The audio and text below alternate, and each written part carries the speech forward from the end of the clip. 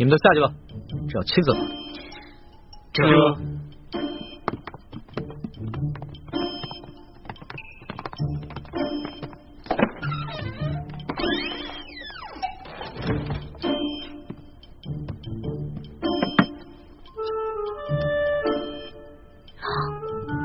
皇上，您真的要打奴婢啊？不然呢？这次要是再不罚你的话，你都要上房揭瓦了。君无戏言，这是你自己说过的。过来，趴下。好吧，不就挨几下板子吗？打就打。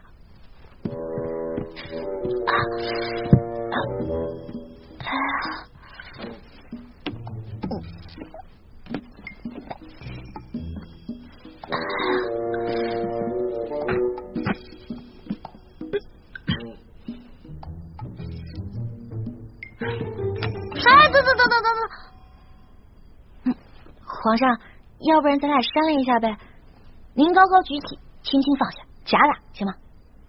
你刚才那个死猪不怕开水烫的英雄气概哪儿去了？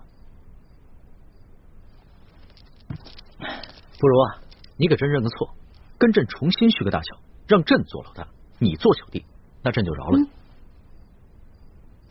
不行，我从小都是老小，好不容易捞个老大当，士可杀不可辱。打吧。行，那你就好好忍着，别鬼哭狼嚎的啊！绝对不出一声。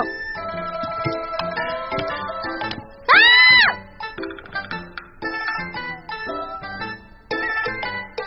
我真打了。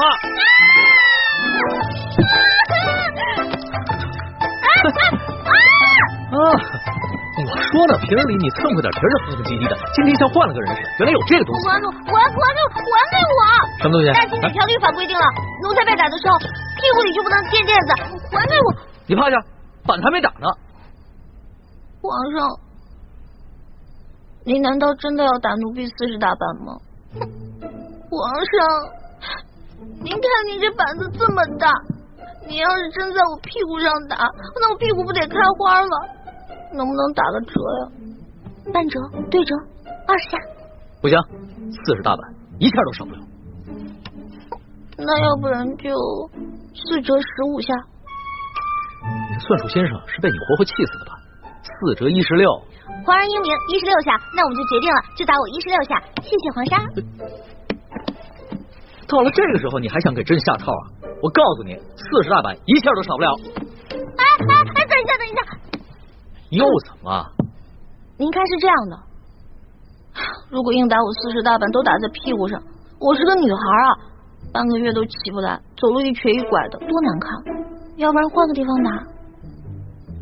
也是啊，真把你屁股打坏了，你这半个月下不了床，朕这也没人伺候。行，你先起来吧。谢皇上开恩。